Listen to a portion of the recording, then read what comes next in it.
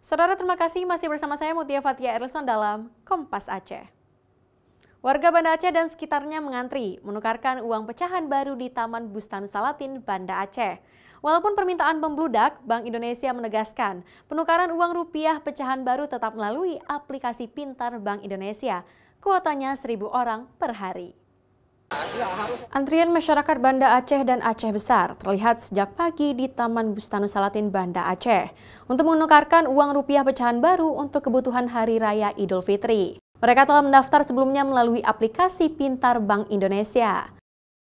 Bank Indonesia sudah menegaskan layanan penukaran uang pecahan baru ini bagi masyarakat yang berhasil memesan lewat aplikasi pintar.bi.go.id. Mereka datang dengan menunjukkan QR Code pemesanan untuk mendapatkan nomor antrian penukaran.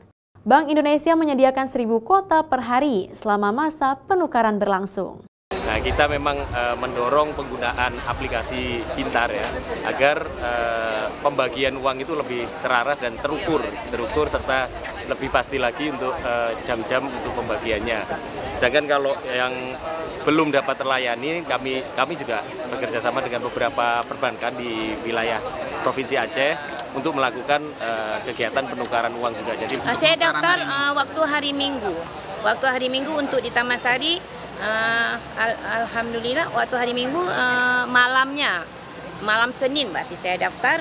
Alhamdulillah rezeki saya, kawan lebih daftar dulu tapi nggak masuk, saya yang udah daftar telat masuk. Itu nggak tahu juga itu bagaimana, sudah diatur sama Allah juga. Aplikasi ini kan terkadang saat baik dia baik, nama juga seluruh Indonesia. Alhamdulillah kalau menggunakan aplikasi tertib dan terarah. Sementara banyak warga yang juga datang untuk melakukan penukaran, namun tidak bisa dilayani dengan alasan Bank Indonesia hanya menyediakan jumlah uang pecahan yang sesuai dengan tercatat dalam aplikasi. Mustajab, Kompas TV, Banda Aceh.